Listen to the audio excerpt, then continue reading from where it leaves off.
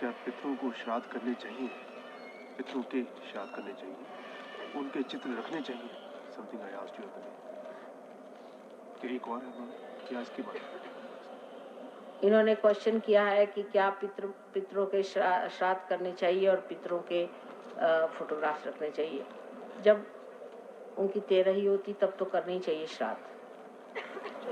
और श्राद्ध भी डिस्क्रिप्शन की बात आ गई फिर से कि अगर समझ लीजिए आपके सहयोग में आपने देखा कि आपका राइट हार्ट पकड़ रहा है, यानी आपके पिता जो है जो मर गए हैं वो अभी भी संतुष्ट नहीं, तो श्राद्ध करना चाहिए, उसमें कोई नहीं, पर सहयोग स्टाइल से श्राद्ध करना चाहिए, न कि एक ब्राह्मण को बुलाओ और उसको खाने को दो। एक बार लखनऊ में हमें पता हुआ कि हमारे जो पूर्वज थे उनका श्राद्ध नहीं हो पाया, तो हमने कहा श्राद्ध करेंगे। तो उन्होंने कहा कि भाई तुम्हारा श्राद्ध का क्या विधि? हमने कहा हमारा तो एक ही, हम खाना बना के और सबको खिलाएंगे खाना, बस ये हमारा श्राद्ध है। तो हमारी सिस्टर इन लॉ बेचारी ट्रेडिशनल थी, उन्होंने कहा नहीं यहाँ तो श्राद्ध ऐसा था कि 5 ब्राह्मण बुलाओ। मैंने कहा 5 क्या, यहाँ तो एक भी ब्राह्मण दिखाई नहीं दे रहा। नहीं, उन्होंने कहा है अपने 5 ब्राह्मण वो आएंगे और उनका श्राद्ध करें। मैंने कहा अच्छा बुलाइए। तो 5 आदमी आए, वो तो बिल्कुल पार नहीं थे ना ब्राह्मण थे। 5 आदमी आके बैठे। मैंने भाई कहा मैंने कहा देखे तो सही क्या होता है, तो कैसे श्राद्ध करे? कुछ नहीं, कहले 5-5 किलो आप कलाकंद मंगा लीजिए। मैंने कहा अच्छा भाई ये तो बहुत आसान है।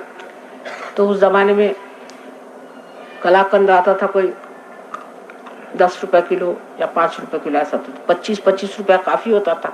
मेरे हस्बैंड तो सरकारी नौकर थे। उनको भाई चलो श्राद्ध एक बार करना, हमारी नंदरानी है उनको भी खुश करना। उनका चलो भाई ले आओ। तो हम सबके लिए ले आए 25 किलो और 5-5 किलो एक ब्राह्मण 5 ब्राह्मणों को दिया जब वो आए थे। मैंने सोचा ये घर बांध के ले जाएंगे।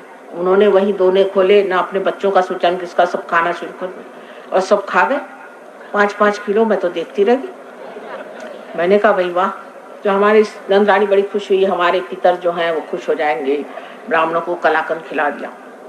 मैंने कहा जी क्या वो कलाकंद खाते भी थे? और वो क्या 5 किलो इनमें से कोई खाने वाला नहीं होगा जो ये लोग खाते हैं? तो उन्होंने कहा आप क्या कर रहे हैं, हम तो आज यहाँ 5 किलो खाए, कल जाके और जगह खाएंगे 5 किलो। हमारे लिए 5 किलो क्या चीज होती है जी?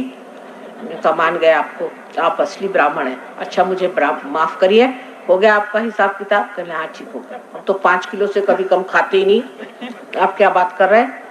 मैंने कहा सॉरी आप जाइए, इस तरह के श्राद्ध नहीं करने चाहिए। श्राद्ध का भी एक तरीका होता है। दूसरा एक और किस्सा है, सहयोगी एक थे, वो ब्राह्मण है, तो सहयोग भी आकर के असली ब्राह्मण हो गए महाराष्ट्र में। तो उनके जो महाराष्ट्र के ब्राह्मण है वो जब हो जाते हैं पार, तो वो कहते हैं अच्छा ये ब्राह्मणों को अब ठीक करना है। जैसे अगर कोई हमारे पास ईसाई आता है तो वो जब देखता है कि सहयोगी है तो सब ईसाइयों पीछे लग जाता है कि तुमको ठीक करना है। कोई अगर सरदार जी आता है तो वो कहता है कि माता जी, हर समय उसको लगता है कि सरदार जी को ठीक करो, मैं सरदार जी ठीक हो गया बाकी के। और सही बात है, अगर आपको वाकई उनके लिए फीलिंग है तो आप चाहेंगे कि सब सरदार जी ठीक हो जाए। तो इसी प्रकार होता है। सो एक ब्राह्मण हमारे यहाँ थे, वो ब्राह्मण हो गए, तो अब वो ब्राह्मणों के पीछे पड़ गए। तो उनकी माँ ने कहा कि ये तुम्हारे बाप का श्राद्ध है तो तुम जाके एक ब्राह्मण को बुला लाओ। उनका मैं नहीं जाता किसी को बुलाने, ये कोई ब्राह्मण नहीं। उनका भाई अपने खानदानी ब्राह्मण है, खानदानी होते जैसे नाई होते हैं खानदानी, चूड़ी हारने होती है, ऐसे ब्राह्मण भी खानदानी। तो वो खानदानी है, उसको बुला के ये गए उसके पास। उससे कहा भाई देखो हमको तो श्राद्ध कराने को माने कहा, हम तो विश्वास नहीं करते, पर हम माने कहा तो हम करा देते हैं तुम्हारा श्राद्ध। उसने कहा कि अच्छा ठीक है, आप ऐसा करो कि गुरुवार को रखो तुम श्राद्ध का दिन। उसने कहा कि मंगलवार को नहीं ठीक है? कहले नहीं मंगलवार को ठीक नहीं है, और गुरुवार को बड़ा अच्छा दिन है, और पंचांग के अनुसार मैं तुमको बता रहा हूँ गुरुवार को ठीक। ये घर आए, इन्होंने पंचांग देखा, कि महाराष्ट्रियंस तो जानते हैं संस्कृत और लोगों जैसे नहीं है, संस्कृत खूब जानते हैं। पढ़ा उन्होंने, पंचांग में लिखा था कि निषिद्ध है, गुरुवार के दिन होना ही नहीं चाहिए श्राद्ध।